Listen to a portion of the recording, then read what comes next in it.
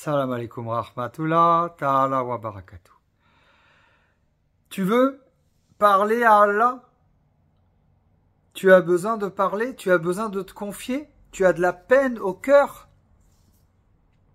Alors, il y a deux choses à faire.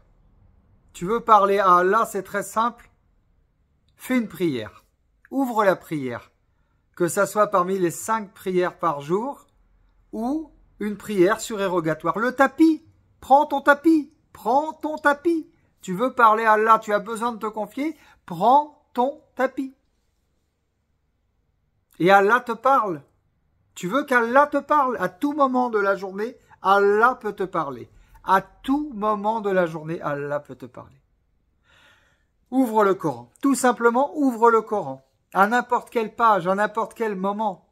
Tu es triste, tu es attristé, tu penses à quelque chose, Allah va te donner une réponse.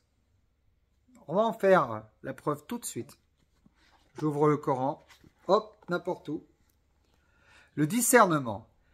Qui n'invoque pas d'autre Dieu avec Allah et ne tue pas la vie d'Allah a rendu sacré, sauf à bon droit, qui ne commettent pas la fornication, car quiconque fait cela encourra une punition, et le châtiment lui sera doublé au jour de la résurrection, et il demeurera éternellement couvert d'ignominie.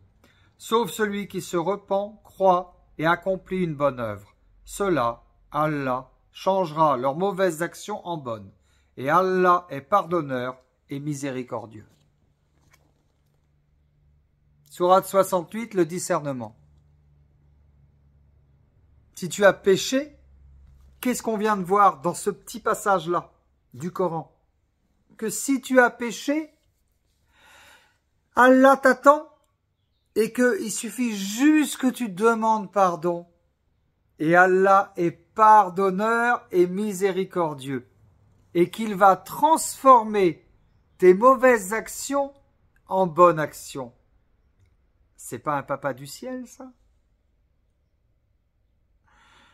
C'est pas quelque chose d'incroyable? C'est pas quelque chose de généreux?